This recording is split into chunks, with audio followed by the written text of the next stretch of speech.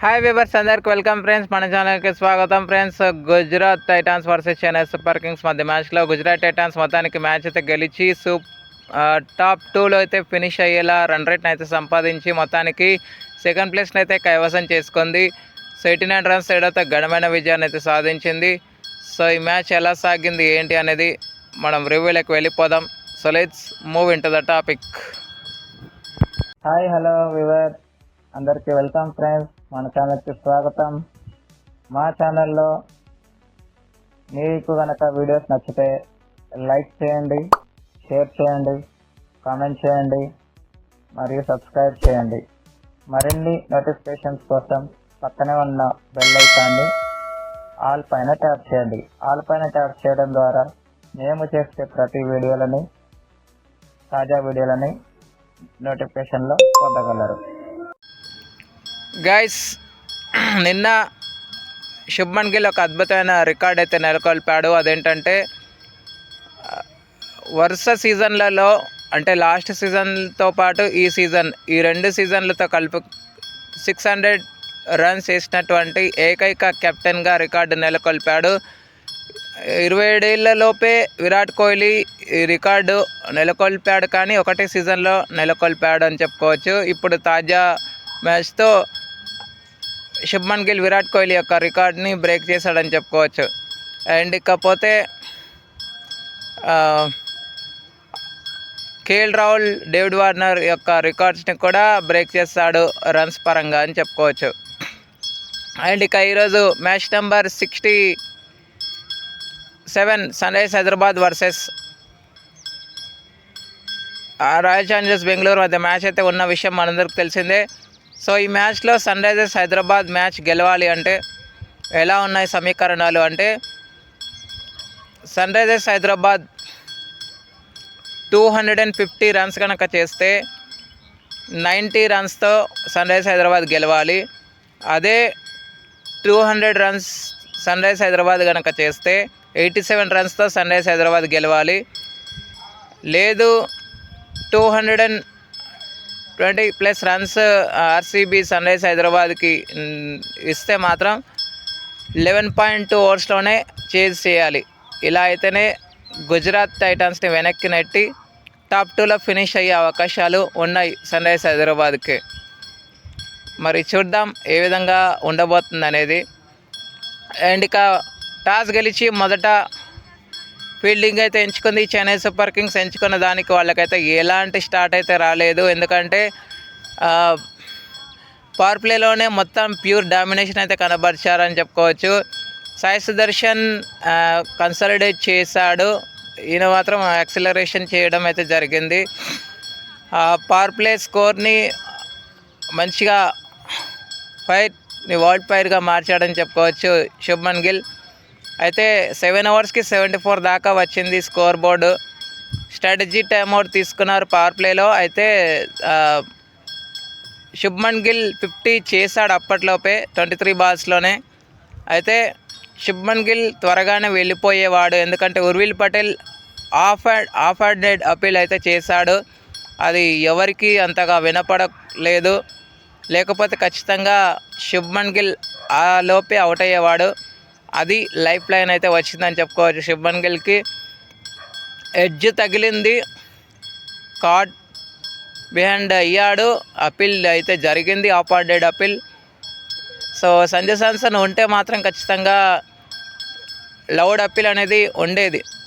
So 1 lakh capacity ఉన్న క్రౌడ్లో అసలు వినపడలేదు, దానివల్ల శుభ్మన్ గిల్ అయితే బ్రతికిపోయాడని చెప్పుకోవచ్చు. సో ఆ తర్వాత మంచి కాంబినేషన్ అలాగే కొనసాగిస్తూ వచ్చారు. 125 వరకు అయితే వికెటే పడలేదు. 125 దగ్గర ఫస్ట్ వికెట్ అయితే పడింది. 64 రన్స్ వేసి శుభ్మన్ గిల్ అయితే అవుట్ అయ్యాడు. ఆ తర్వాత జాస్ బట్లర్తో కలిసి మరొక పార్ట్నర్షిప్ అయితే బిల్డ్ చేశాడు. మళ్ళీ ఈ పార్ట్నర్షిప్ అరౌండ్ 70 దాకా వెళ్ళింది. సో 84 రన్స్ వేసి సాయి సుదర్శన్ అవుట్ అయినాక అదే 207 స్కోర్ దగ్గర మళ్ళీ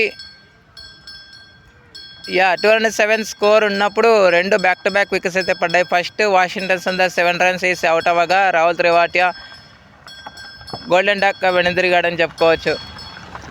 సో దానివల్ల 229 రన్స్ అయితే స్కోర్ చేయగలిగింది. 229 రన్స్ అయితే స్కోర్ చేయగలిగింది గుజరాత్ టైటాన్స్. ఇక వీళ్ళ వైపు నుంచి వికెట్స్ కనుక చూస్తే ఎక్స్ట్రాస్ మాత్రం 1 కాదు 2 కాదు ఏకంగా 17 ఎక్స్ట్రాస్ అయితే సమర్పించేసుకున్నారు. అండ్ మామూలుగా వికెట్స్ కనుక చూస్తే ముఖేష్ యాదవ్కి 1 వికెట్ అయితే వచ్చింది. ముఖేష్ చౌదరికి 1 వికెట్. ఆ తర్వాత Spencer జాన్సన్కి 1 wicket. Next Gurjit Singh మాత్రం ఎకనామికల్గా వేశాడు కానీ వికెట్ అయితే రాలేదు. అన్షుల్ కంబోజ్కి 1 వికెట్ అయితే రావడం జరిగింది. 1 రన్అట్ రూపంలో వికెట్ కోల్పోయింది. 17 ఎక్స్ట్రాస్. అనంతరం లక్ష్య ఛేదన ఆరంభించిన చెన్నై సూపర్ కింగ్స్కి ఏమాత్రం ఆశించని స్టార్ట్ అయితే రాలేదని చెప్పుకోవచ్చు. ఎందుకంటే ఇన్నింగ్స్ మొదటి బాల్లోనే దూరంగా వెళ్తున్న బాల్ని వేటాడి షాట్ ఆడి ఎడ్జ్ తగిలి జాస్ బట్లర్కి క్యాచ్ ఇచ్చి అవుట్ అయ్యాడు సంజు శాంసన్. సో 0 for 1 దగ్గర నుంచి 29 పట్టు దాకా తెచ్చుకుంది. ఎందుకంటే 1 డౌన్లో రుద్రాజ్ గైక్వాడ్ వచ్చాడు. సో రుద్రాజ్ గైక్వాడ్ 16 రన్స్ వేసి తను అవుట్ అయ్యాడు. 6 కొట్టిన తర్వాత మళ్ళీ రివెంజ్ అయితే తీర్చుకున్నాడు రషీద్ ఖాన్. సో అక్కడ నుంచి మళ్ళీ మొహమ్మద్ సిరాజ్ మళ్ళీ తనే వికెట్ అయితే తీసుకోవడం జరిగింది. 16 రన్స్ వేసి తను అవుట్ అయినాక ఆ వెంటనే Urvil Patel first ball dot ball అయింది. మళ్ళీ ఆయన ఎదుర్కొన్న నెక్స్ట్ బాల్ గాల్లో 6 వెళ్ళింది కానీ టైం అనేది ఎలివేషన్ అనేది అంతగా కనెక్ట్ అవ్వలేకపోయాయి. దానివల్ల మరొక వికెట్ అయితే పడిపోయింది. 29కే 3 వికెట్స్ పడిపోయిన తర్వాత కొంచెం ఆదుకునే ప్రయత్నం చేశారు Chennai Super Kings batters. But Karthik శర్మని ఇన్ఫాక్ట్ సబ్గా దించారు. కార్తిక్ శర్మ ఇన్ఫాక్ట్ సబ్గా వచ్చినప్పటికీ ఇన్ఫాక్ట్ అయితే చేయలేకపోయాడు. 19 రన్స్ అయితే చేశాడు. సో మార్క్విస్ షాట్ అవుట్ అయ్యే సమయానికి 51 for 3. ఆ తర్వాత కార్తిక్ శర్మ అవుట్ అయ్యే సమయానికి 63 for 5. 51 for 4, 63 for 5. ఓకే. ఆ తర్వాత ఈలోవే గుజరాత్ టైటాన్స్కి అర్థమైపోయింది. కానీ ఈ క్రమంలో డెవల్ బ్రెవిస్ని వెంటబెట్టుకొని మంచి పార్ట్నర్షిప్ అయితే బిల్డ్ చేశాడు శివం దుబే. 50 పార్ట్నర్షిప్ అయితే వచ్చింది. బట్ ఎంత మేజర్ కాంట్రిబ్యూషన్ ఉన్నప్పటికీ 50 చేసేటువంటి సువర్ణమైన అవకాశాన్ని కోల్పోయాడు. 47 రన్స్కి తను అవుట్ అయినాక ఎప్పుడైతే డెవల్ బ్రెవిస్ 8 రన్స్కి చేసి అవుట్ అయ్యాడో చెన్నై సూపర్ కింగ్స్ ఫ్యాన్స్ మొత్తం స్టేడియం వైపు బయటకు కదిలారని చెప్పుకోవచ్చు. సో లాస్ట్లో అంతో ఇంతో స్కోర్ చేయగలిగింది. 140 రన్స్ లోపు వచ్చిందంటే అన్షుల్ కంబోజ్ యొక్క ఇన్నింగ్స్ 19 రన్స్ అయితే చేశాడు తను. దానివల్లే ఇంకా చిత్తుగా ఓడిపోకుండా జాగ్రత్త పడిందని చెప్పుకోవచ్చు. సో 89 రన్స్ తేడాతో ఓటమి పాలైంది. 140కి ఆల్అవుట్ అయితే అయింది. దీంట్లో మొహమ్మద్ సిరాజ్ అండ్ రషీద్ ఖాన్ అండ్